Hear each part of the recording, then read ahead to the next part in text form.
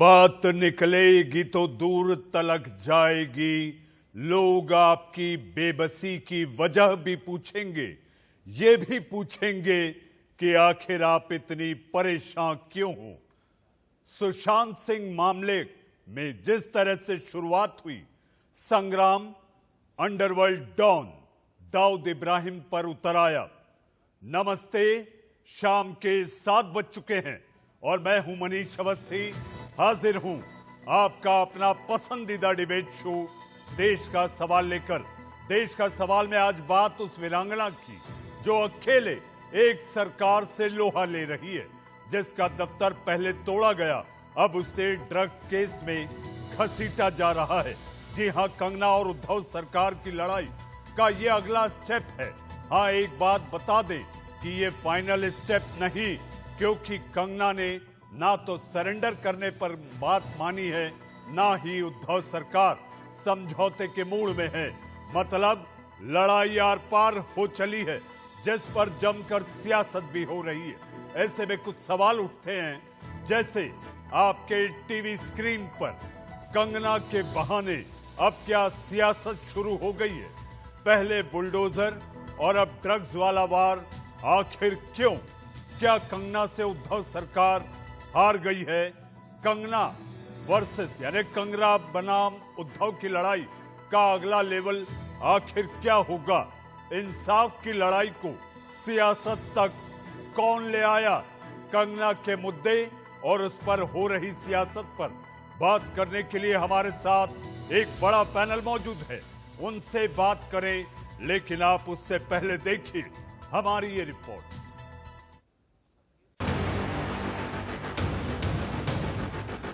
कंगना के दफ्तर पर चले बीएमसी के बुलडोजर ने महाराष्ट्र में सियासी लड़ाई का एक नया मोर्चा खोल दिया है। दफ्तर टूटने की टीस में कंगना ने अयोध्या से लेकर कश्मीर तक का मुद्दा उठाया और अब बीजेपी ने इसमें दाऊद इब्राहिम का नाम भी जोड़ दिया है। सेना के नेताओं के किसके किसके घर अवैध है, किसके ऑफिस अवैध है, चीजें बाहर आ रही है। आप दाऊद का घर तोड़ने नहीं जाते, उसका घर तोड़ने जाते हो। कहने की जरूरत नहीं कि कंगना फिलहाल सियासत के केंद्र में है। बीजेपी बीएमसी की कार्रवाई पर सवाल उठा रही है तो उसकी सहयोगी पार्टी आरपीआई संविधान को मुद्दा बना रही है।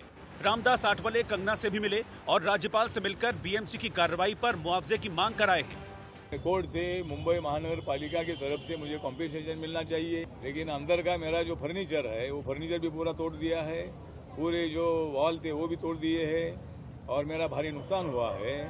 तो मैं कोर्ट में जा रही हूँ। लेकिन जानकार मान रहे हैं कि कंगना को लेकर हो रही सियासत दो धारी तलवार है, क्योंकि शिवसेना लगातार मुंबई और महाराष्ट्र को मुद्दा बना रही है। जाहिर है महाराष्ट्र में बीजेपी मराठी अस्मिता के खिलाफ दिखना नहीं चाहती और इसीलिए खुलकर सामने भी नहीं आ रही।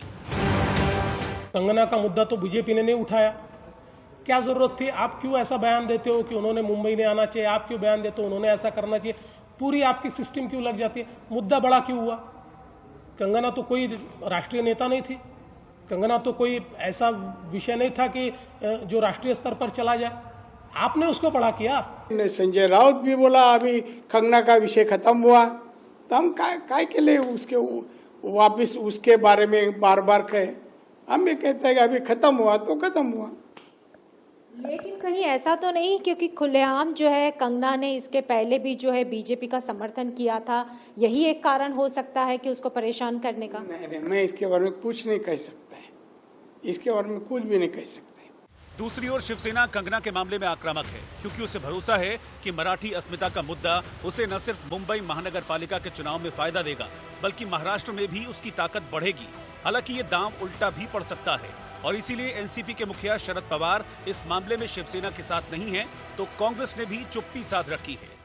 बीएमसी बॉम्बे म्युनिसिपल कॉर्पोरेशन के जो रूल्स रेगुलेशन है वो इसके दूर जाने का काम नहीं किया, तो कई जगह पर महानगर पालिका ऐसे कदम उठाते हैं।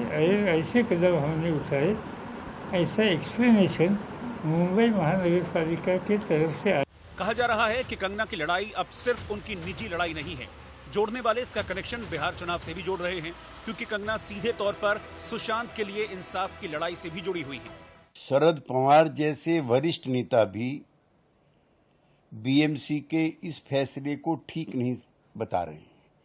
ये विद्वेष मूर्खतापूर्ण कार्रवाई है और शिवसेना को इस तरह की कार्रवाइयों से बचना चाहिए। दिलचस्प बात यह है कि बिहार में बीजेपी के चुनावी पोस्टर पर सुशांत की तस्वीर लग चुकी है। वहीं चुनाव पश्चिम बंगाल में भी है। लिहाजा कांग्रेस की कमान संभालने वाले अधीर रंजन चौधरी ने छूटते ही रिया चक्रवर्ती को बंगाली ब्राह्मण बताकर उनके लिए इंसाफ की दलील दी। यानी सुशांत केस और कंगना रनौत महाराष्ट्र से लेकर बिहार और अब बंगाल तक सियासी मुद्दा है। देखिए, शुरुआत में मैंने आपसे कहा था कि आखिर ये लड़ाई कहां से घूमते घुमाते आखिर सियासत पर उतर आई, और सियासत पर उतर आई मुंबई में।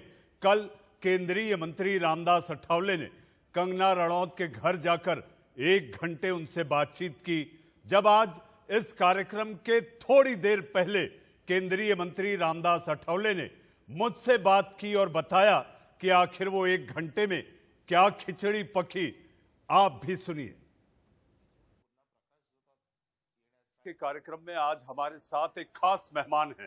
खास मेहमान की एक खास पहचान भी है, और वो पहचान ऐसी जिसका नाम रामदास अठावले साहब है। आप केंद्र में मंत्री हैं, और जब भी कहीं अन्याय होता है आप एक राजनेता के साथ साथ समाज सेवी के रूप में भी दिखाई देते हैं।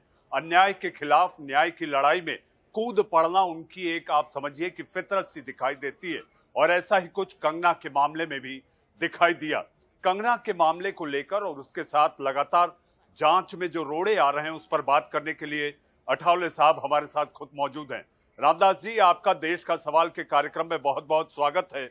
और सबसे पहला सवाल, 1 घंटे आपकी कंगना के साथ मुलाकात हुई, क्या बातें हुई, क्या चर्चा हुई?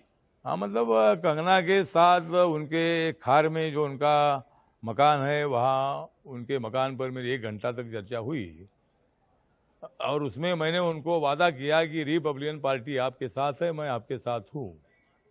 मुंबई ये किसी की जागीर नहीं है, मुंबई सबकी मुंबई है। ये मुंबई शिवसेना की है, बीजेपी की है, आरपीआई की है, कांग्रेस की है, राष्ट्रवादी की है। इतना ही नहीं तो मुंबई में रहने वाले सभी जाति के, धर्म के, भाषा के लोगों की ये मुंबई है, अपने देश की आर्थिक राजधानी है। मुंबई ने बहुत सारे लोगों को सहारा दिया है, मुंबई ने बहुत सारे लोगों को रोजगार दिया है, मुंबई ने बहुत सारे लोगों को ताकत दी है। तो ऐसे मुंबई में रहने वाली जो हमारी कंगना राणावत जी है, तो कंगना राणावत जी को मैं विश्वास दिलाने के लिए गया था कि मैं आपके साथ हूँ, मेरी पार्टी आपके साथ है, आपको डरने की कोई बात नहीं है, आप शांति से यहाँ रहो, आप फील्ड में अच्छी फिल्म निकालो, अच्छा काम करो। उसके साथ साथ इस पर भी चर्चा हुई कि उनका जो पाली हिल में ऑफिस था, वो ऑफिस मतलब कंगना वहाँ मौजूद नहीं थी।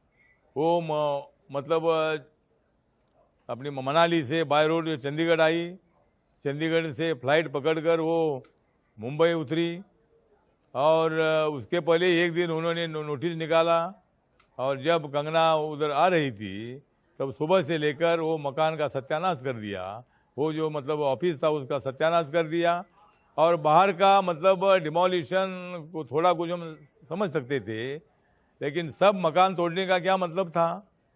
क्या मतलब था सब मकान तोड़ने का? म्यूनसिपाल्टी ने अगर उनको परमिशन दिया था कंस्ट्रक्शन करने के लिए, तो क्यों वो तोड़ा? अंदर जाकर उन्होंने उनका जो फर्नीचर वो क्यों तोड़ा? वो मुझे बहुत बड़े भावनाओं से होकर बता रही थी कि मेरी जो पूरी कमाई है, ये पूरी कमाई मैंने इस ऑफिस में लगाई थी, और वो मेरा ऑफिस तोड़ा है। रामदास जी, आप कंगना के पास अपना समर्थन देने आप गए, आपने कहा कि रिपब्लिकन पार्टी ऑफ इंडिया आपके साथ है। अब आपके मन में क्या ऐसा लगता है कि अब Kangana Republican party of India के साथ हो जाए? नहीं, मुझे ऐसा कुछ उनको रिपब्लिकन पार्टी में लेने के लिए मैं नहीं गया था, मैं उनको संरक्षण देने का वादा करने के लिए गया था। अभी शिवसेना ने भी मतलब अपना निर्णय बदला है, उन्होंने बोला कि अभी कंगना के विषय पर हम कुछ नहीं बोलेंगे। संजय राउत ने बोला है, तो मुझे लगता है कि झगड़ा अभी मिट गया है, लेकिन अभी उनका जो ऑफिस टूटा है उसका कॉम्पेंसेशन मिलना चाहिए, और उनको कोई पार्टी में लेने के लिए मैं नहीं गया हूँ। लेकिन अगर वो मेरे पार्टी में आते हैं तो मुझे बहुत बड़ा आनंद होगा, या मेरे पार्टी में हो या बीजेपी में हो, किसी न किसी पार्टी में आने के संबंध में मतलब वो विचार कर सकती है। लेकिन अभी तो वो मूड में नहीं है, वो अभी बहुत बड़ी भावनावश है, उन्होंने मतलब ड्रग माफिया के नाम उन्होंने दिए और एनसीबी ने उसकी इंक्वायरी करके कुछ लोगों को, रिया चक्रवर्ती उनका भाई और कुछ लोगों को अरेस्ट कर दिया है। और अभी कंगना ने बोला था कि और भी कुछ लोग मेरे पास और भी नाम है, ये नाम मैं बताऊंगी, लेकिन उनका नाम मतलब ड्रग के साथ जोड़ने का काम मतलब शिवसेना का जो सामना न्यूज़पेपर है उसमें उन्होंने मतलब दे दिया। रामदास जी मुझे पता है आपकी व्यस्तता बहुत ज्यादा है, इस बीच आप हमारे साथ बात कर रहे हैं। मेरा सवाल आपसे ये है, अगर कंगना आरपीआई में आती है तो कितनी खुशी होगी और बीजेपी चली जाती है तो कितनी खुशी होगी? अगर वो आरपीआई में आती है तो मुझे 100% खुशी होगी और बीजेपी में जाती है तो 50% खुशी होगी। मतलब बीजेपी भी हमारी पार्टी, मित्र पार्टी है, नरेंद्र मोदी जी के नेतृत्व वाली पार्टी है और अभी वो कहाँ आती है, कहाँ उनको फायदा है। अभी मेरे पार्टी में आने से कोई उनको पॉलिटिकल ज़्यादा फायदा मिलेगा नहीं, लेकिन बीजेपी में जाने जो एमपी बन सकती है वो और भी कुछ बन सकती है, क्योंकि बीजेपी के हाथ में पूरी सत्ता है। तो इसीलिए अभी उनको क्या निर्णय लेना है वो ले लेगी। रामदास जी आप कंगना के इस इंसाफ की लड़ाई में आज आप एक डेलीगेशन लेकर राज्यपाल के पास मलाबार हिल चले गए, लेकिन मुख्यमंत्री का निवास, जितना मैं मुंबई जानता हूं, आपका निवास जानता हूं, कलानगर में मुख्यमंत्री रहते हैं, आप उनसे जाके क्यों नहीं मिले? राज्यपाल से मिलकर क्या हासिल होगा? नहीं, राज्यपाल को हमने बताया कि राज्यपाल अपने राज्य के प्रमुख होते हैं, वो पालक होते हैं और उन्होंने मुख्यमंत्री को बताना चाहिए, उन्होंने मुंबई महानगर पालिका को बताना चाहिए। और माननीय राज्यपाल जी जो हमारे माननीय भगत सिंह कोश्यारी जी है, उन्होंने भी नाराज व्यक्त की है कि भाई उनका जो ऑफिस तोड़ा ये गलत काम है। तो इसीलिए मैंने उनको इतना ही बोला कि भाई ऑफिस तोड़ने वालों पर कड़ी सजा होनी चाहिए और उनको कॉम्पेंसेशन मिलना चाहिए, म्यूनसिपालिटी ने पूरा ऑफिस बनाकर देना चाहिए। ये दो बातें मैंने उनके साथ की है और उन्होंने मुझे आश्वासन दे दिया है कि जरूर मैं उसमें ध्यान दे देंगे। और उद्धव ठाकरे जी को कि क्यों नहीं मिले, तो उद्धव ठाकरे जी ज़्यादा किसको मिलते तो नहीं है, मेरे अच्छे मित्र हैं, लेकिन उनको मिलने से कुछ फायदा नहीं होगा, इसीलिए मैं राज्यपाल को मिला हूँ।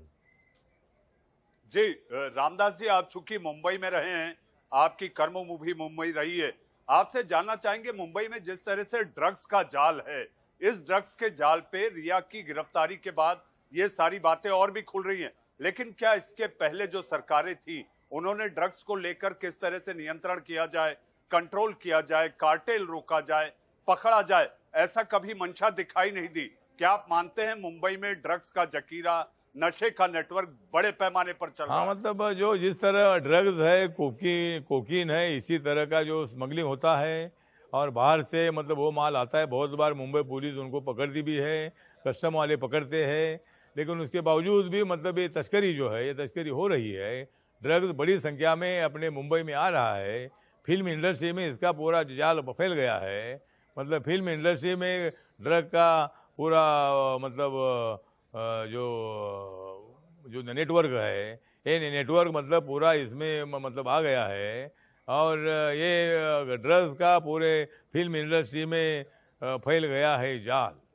फिल्म इंडस्ट्री में ड्रग्स का और कोकीन का फैल गया है जाल, इसीलिए हो रहा है मुंबई का ऐसा हाल। तो इसीलिए मुंबई का ऐसा हाल ना हो, उसके लिए हमने ड्रग को पूरा बैन करना चाहिए। बैन तो ही है उनके ऊपर, लेकिन तो भी स्मगलिंग होता है उसको रोकना चाहिए।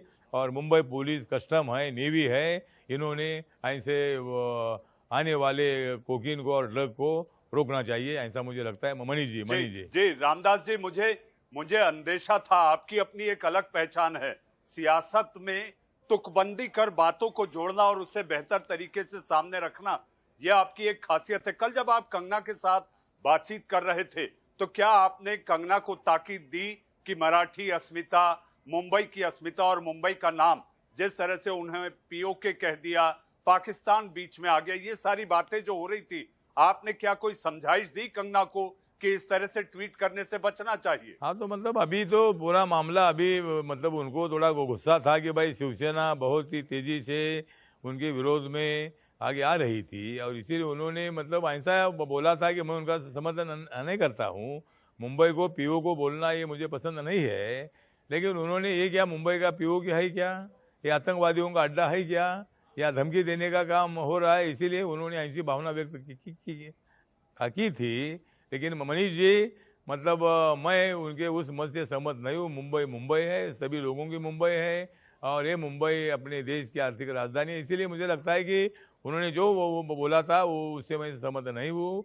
और मैंने उनको मराठी सीखने के लिए बोला है। उन्होंने भी बोला है कि भाई मराठी मुझे पूरी समझती है, लेकिन मराठी बोलने के लिए मैं अभी कोशिश करूँगी और वो बहुत जल्दी मराठी बोलेगी, ऐसा मुझे लगता है। और वो मराठी बोलेगी तो शिवसेना वालों को बहुत बड़ा आनंद हो जाएगा। मनीष जी।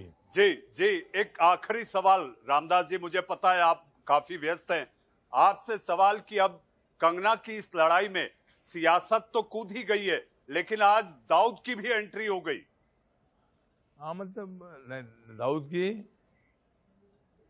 दाऊद की एंट्री हो गई। देवेंद्र फडणवीस ने कहा है आप कंगना का घर तोड़ देते हैं, कंगना का दफ्तर तोड़ते हैं, लेकिन आपको दाऊद की प्रॉपर्टी दिखाई नहीं देती, दाऊद को तोड़ने से आप बचते हैं। हाँ, तो मतलब जो देवेंद्र फडणवीस ने बताया वो सही है कि कंगना का मकान अचानक तोड़ने का बदला लिया जाता है, लेकिन कोर्ट का आदेश होने के बावजूद भी मतलब दाऊद इब्राहिम जो है, जो मतलब गैंगस्टर है, जो मतलब मुंबई में बम ब्लास्टिंग करके यहाँ से पाकिस्तान में चला गया, और उस मतलब दाऊद के जो 2 बिल्डिंग है, ये बिल्डिंग कोर्ट का आदेश होने के बावजूद भी म्यूनसिपालिटी नहीं तोड़ती है, क्योंकि म्यूनसिपालिटी दाऊद को डरती है और कंगना को नहीं डरती है।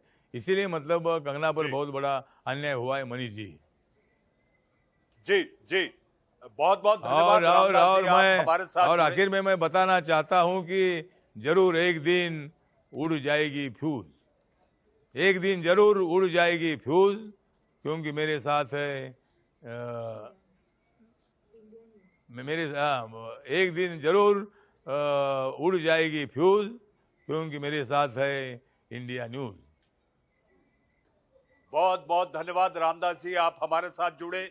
जैसा कि मैंने पहले आपसे कहा था, बेबाक अंदाज और अपने मन की बात कहने के माहिर, सियासत के धुरंधर रामदास अठौले केंद्रीय मंत्री हमारे साथ थे, जिन्होंने कंगना पर अपनी बेबाक राय रखी। आपका बहुत बहुत धन्यवाद। Thank you. आपने केंद्रीय मंत्री रामदास अठौले को सुना, संसद में भी आपने इनके इस अंदाज को देखा होगा।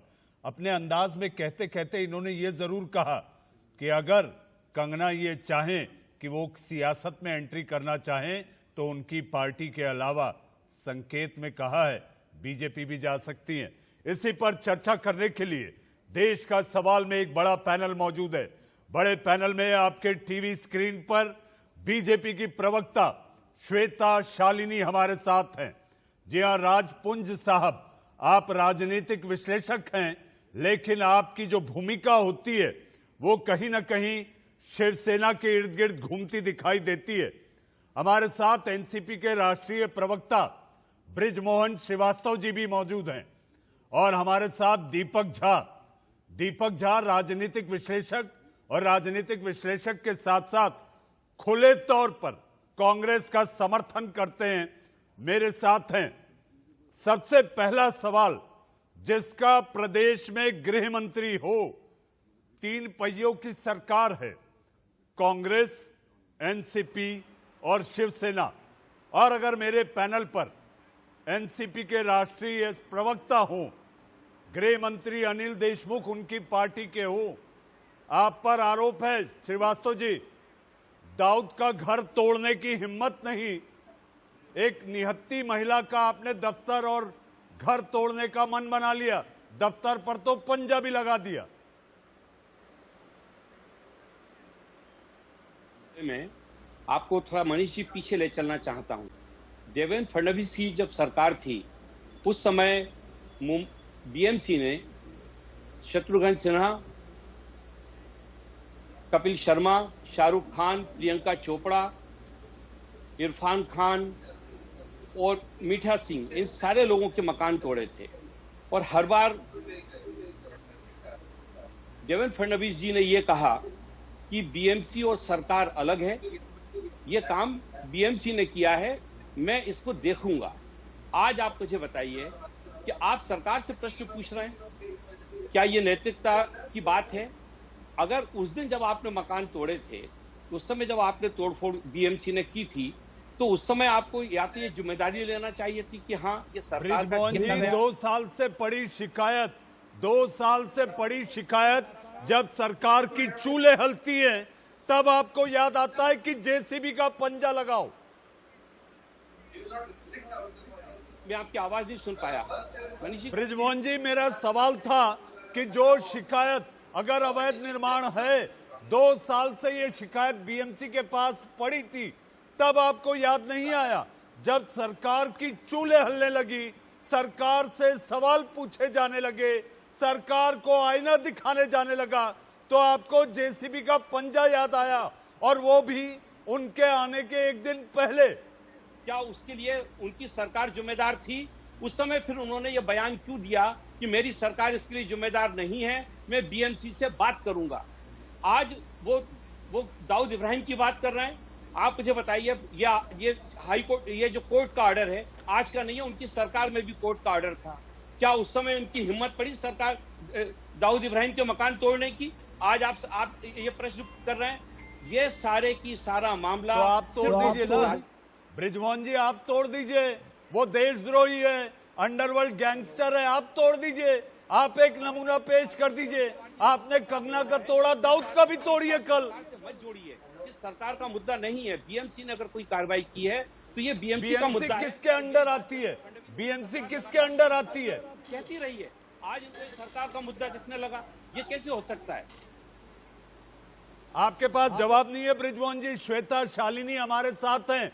श्वेता जी, ये तो काम आप लोग भी कर सकते थे, ऐसा एनसीपी कह रही है, लेकिन कंगना जो कुछ भी कर रही है वो आपके उकसावे और आपके उचकाने पर कर रही है।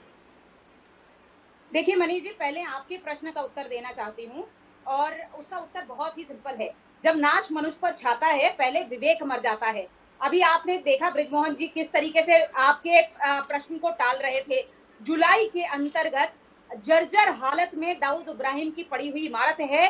जुलाई में हाईकोर्ट ने ऑर्डर दिया कि आप उसको गिराओ, फिर भी इनकी हिम्मत नहीं हुई कि उसको छू सके। और आपको करेक्ट करना चाहती हूँ मनीष जी, 2 साल पहले डीबी फ्रीज नाम की एक बिल्डिंग है जो कि कंगना की बिल्डिंग है, उसके तहत उनको नोटिस मिला था। जो पाली हिल का घर गिराया गया, उसमें उनको नोटिस उस दिन सुबह 10:30 बजे चिपकाया गया। 10 बजे जेसीबी का काम शुरू हो गया था, जिसका क्लियर कट मतलब यही है कि सरकार एक बहुत ही लोकशाही से नहीं चल रही है, ये ठोकशाही से चल रही है। लोकतंत्र पे हमला करते हुए इन लोगों ने एक साजिश के तहत उनका घर गिराया है। अच्छा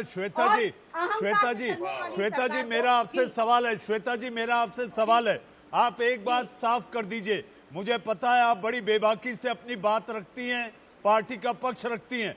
मेरा आपसे सवाल है, इस वक्त आप कंगना के साथ हैं या बीएमसी की अवैध कार्रवाई के खिलाफ? देखिए, हम बीएमसी के अवैध कार्रवाई के खिलाफ हैं। हम कंगना के सपोर्ट में नहीं खड़े हो सकते, क्योंकि कई बार हम उनकी बातों से सहमत नहीं रहते हैं। लेकिन इस संविधान के तहत हर व्यक्ति को अपना मत बोलने का अधिकार है। यदि आप उसके मत से सहमत नहीं हैं तो आप कोर्ट जाइए। सरकार को कोर्ट जाना चाहिए था, उनको कोर्ट तक घसीटना चाहिए था। लेकिन ये क्या चीज हुई कि पूरी स्टेट मशीनरी एक अकेली औरत के पीछे लग गई? ये क्या चीज हुई कि आपके पार्लियामेंट में चुने हुए राज्यसभा के मेंबर एक अभद्र टिप्पणी करते हैं एक महिला के खिलाफ, और आपके खुद के अबू आजमी जी और प्रताप सरनाईक जी बाहर आते हैं और कहते हैं कि यदि आप मुंबई लौटेंगी तो हम आपका सर हथौड़े से फोड़ देंगे। ये कोई तरीका है बातचीत करने का? आपके शब्दों से जी, महिला अस्मिता की बात है, महिला अस्मिता की बात है, महिला का सम्मान होना चाहिए। हमारे साथ शिवसेना का पक्ष रखने के लिए राजनीतिक विश्लेषक राज पुंज जी हैं। राज जी, एक समय था, हालांकि कंगना ने अपने एक ट्वीट में कहा है, मैं बाला साहब, स्वर्गीय बाला साहब ठाकरे का बहुत सम्मान करती हूं। बाला साहब की जब हुंकार होती थी, जब वो दहाड़ते थे तो अच्छे शांत हो जाते थे। लेकिन आज कंगना रणौत की मां आशा रणौत ने कहा है कि आप कायर और आप डरपोक हैं, शिवसेना डरपोक है। देखिए, कंगना जी के अपने शब्द हैं, अपने विचार हैं। अभी शिवसेना के किसी ने किसी भी नेता ने और किसी भी शिव सैनिक ने गलत नहीं कहा, तो मेरी जानकारी है। लेकिन उनको यही बोला, संजय राउत ने बोला कि आप सबके हैं, कलाकार हैं, आप कम से कम अपना पहले कलाकार के करा दीजिए, आप गतिविधियां आप शुरू कर ट्विटर वॉर शुरू कर। तो उनको यही समझाया गया, लेकिन वो नहीं समझ आया। उन्होंने महाराष्ट्र को यहाँ पर 11 करोड़ नहीं समझ आता तो आप धमकी देकर समझाएंगे, नहीं समझ आता तो आप पंजा लगवाएंगे, जेसीबी का पंजा लगवा कर अंदर की चीजों को तोड़फोड़ करेंगे आप। सर हमने लगवाया पंजा, अरे बीएमसी ने लगवाया, हमारा उससे कोई लेना देना नहीं। मैं आपसे बीएमसी कौन चलाता है? कह रहा हूँ, बीएमसी कौन चलाता है? बीएमसी कौन चलाता है? और आपने समझाया, नॉटी गर्ल बोलकर समझाया आपने, समझाने का तरीका है। कमिश्नर जो है, जो आईपीएस ऑफिसर होते हैं, बीएमसी कौन चलाता है? राज जी आप इसका उत्तर दीजिए, बीएमसी कौन चलाता है? किसका राज चलता है? अरे तो सीबीआई मोदी जी चलाते हैं क्या? शालिनी जी, सीबीआई मोदी जी चलाते हैं? बीएमसी में किसका राज चलता है ये बताइए। नहीं बीएमसी में किसका राज चलता है? मनीष जी, इन लोगों ने, बीएमसी ने 10 बजे एक कैवियट फाइल किया कि बिना हमको सुने आप फैसला ना दें। इसका अर्थ ये पता था कि जैसे ही कंगना कोर्ट जाएंगी, कोर्ट का फैसला इनके खिलाफ होगा, इसलिए कैवियट भी इन लोगों ने इसलिए फाइल किया। उनकी जब वकील वहां गई तो उन्होंने कोई भी कार्रवाई में इंटरेस्ट नहीं दिखाया। जाके देखिए राज जी, आपके जब वकील को बोला गया, जज ने बोला कि आप बीएमसी कमिश्नर को फोन कीजिए, तो उन्होंने कहा वहां पर बकायदा कि मैं नहीं जानती कि बीएमसी कमिश्नर मेरी बात सुन सकते हैं कि नहीं सुन सकते हैं। श्वेता जी, राज जी आपकी आवाज में कुछ तकनीकी खराबी है। श्वेता जी, आपके ये सारे सवालों का जवाब देने के लिए दीपक झा भी हैं। दीपक झा, आपकी पार्टी की नेत्री, जी हाँ, हर छोटी बड़ी घटना पर ट्वीट कर देती हैं। आपकी पार्टी की नेत्री महिलाओं के सशक्तिकरण की बात करती हैं, लेकिन एक महिला के साथ आपकी अपनी सरकार में इतना अत्याचार हो रहा है, मुंह में दही जमा है।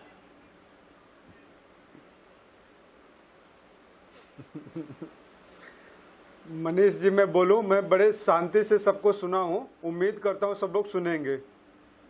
जी मनीष जी, आवाज आ रही है? जी जी आ रही है, आप बोलिए। और श्वेता शालिनी आपसे बात करेंगी। मैंने कहा, मैं पहले उम्मीद करता हूं कि सारे लोग बिल्कुल शांति से धैर्य के साथ मेरा जवाब सुन लेंगे। 1 मिनट 2 मिनट। मैं कहता हूं, मैं पूरा देश महिलाओं के सम्मान के साथ खड़ा है, महिलाओं की अस्मिता के साथ खड़ा है, लेकिन कंगना रनावत को क्या किया गया यहाँ पे, जिस तरीके से अर्जुन जब महाभारत के युद्ध में भीष्म पितामह को नहीं मार पा रहा था तो सामने लाके शिखंडी को खड़ा कर देता है, उसी तरीके से एक शिखंडी के रूप में एक नारी का इस्तेमाल किया जाता है भाजपा के द्वारा महाराष्ट्र के सरकार को ब्लेम करने के लिए। कंगना रनावत को मैं बहुत समझदार और बहुत अच्छी अभिनेत्री समझता हूँ, पूरा देश समझता है। सुन लीजिए, सुनिए, पहली बात सुनिए, पूरी बात सुनिए। हेलो मैडम, पूरी बात सुनिए, बात सुनिए। आप चुप रहिए और पूरी बात सुनिए। आप बिल्कुल तमीज से रहिए, बात सुनिए। आपको मैं यहाँ जवाब देने नहीं आया बैठा हूँ। आपने जो कंगना को पाल रखा, कंगना के नाम पे पूरे देश में तबाही मचा रही है। चुप करिए, आप कंगना के नाम पे पूरे देश में तबाही मचा रहे हैं, तांडव मचा रहे हैं। आप ये बताइए, देवेंद्र फडणवीस मुख्यमंत्री थे, 5 साल क्यों नहीं गिराया दाऊद इब्राहिम का घर? आपको शर्म आनी चाहिए। यहाँ पे आगे बैठ के आप ब्लेम करती हैं, आपने क्यों नहीं गिराया दाऊद इब्राहिम का घर? आपने कपिल शर्मा का घर गिराया, आपने दूसरे कलाकारों का घर गिराया। मनीष जी इनको चुप करवाइए, मनीष जी इनको चुप करवाइए। पहले औरत हो गए, औरत की तरह तमीज सीखे यहाँ पे बैठ के। मैडम आप चुप रहिए, तमीज से बात करिए। और मैंने आपको बोलने का मौका दिया। दीपक जी, मैं कहना चाहूंगा, देश के सवाल के मंच में कोई भी निजी हमले नहीं होने चाहिए, और जब खासकर देश के सवाल में कोई महिला बैठी हो तो उसके साथ सम्मान से आप संबोधन करेंगे। व्यक्तिगत कोई भी हमला देश के सवाल के मंच में नहीं हो सकता। अब इससे पहले कि हम बहस की ओर आगे बढ़ें, इस वक्त आ रही एक बड़ी खबर, और बड़ी खबर आपके टीवी स्क्रीन पर। सुशांत केस में सूत्रों के हवाले से बड़ी खबर। सुशांत के घर से रिया को गया था कुरियर, लॉकडाउन के दौरान भेजा गया था कुरियर में भेजा गया था आधा किलो आधा किलो बड दीपेश ने रिया के घर भेजा था। बड का कुरियर इस वक्त की सबसे बड़ी खबर, जो कि एनसीबी लगातार अपनी जांच में एक एक कड़ी जोड़कर ड्रग्स रैकेट और नशे के नेटवर्क की बात को समझकर इन सारे लोगों की गिरफ्तारी हुई और जिसके बाद एक एक बात सामने आ रही है। लॉकडाउन के दौरान भेजा गया था कुरियर में भेजा गया था आधा किलो बड, इस वक्त की सबसे बड़ी खबर। और रिया ने यह कबूला भी है कि 15 फिल्मी सितारे, वो बड़े नाम जो कि जल्द सामने आएंगे, जिनका इस नशे के कारोबार से सीधा कनेक्शन यानी कि सीधा संपर्क है।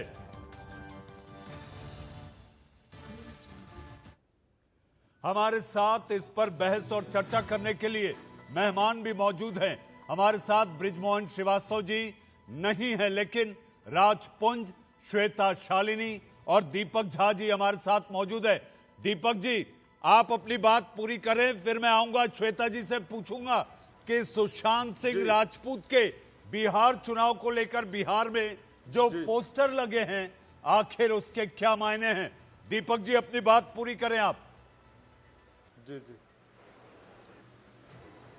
जी मनीष जी, मैं उम्मीद करता हूं कि सभ्य महिला जो शालिनी, इनका नाम है, शालीनिता के साथ शालिनी जी मेरी बात को सुन लेंगे। इनसे करबद्ध निवेदन है, जो जवाब देना हो मैनर्स के साथ, तमीज के साथ बाद में बोल लेंगी। मैंने इनके बीच में नहीं टोका था। अब मैं आता हूं बातों पे।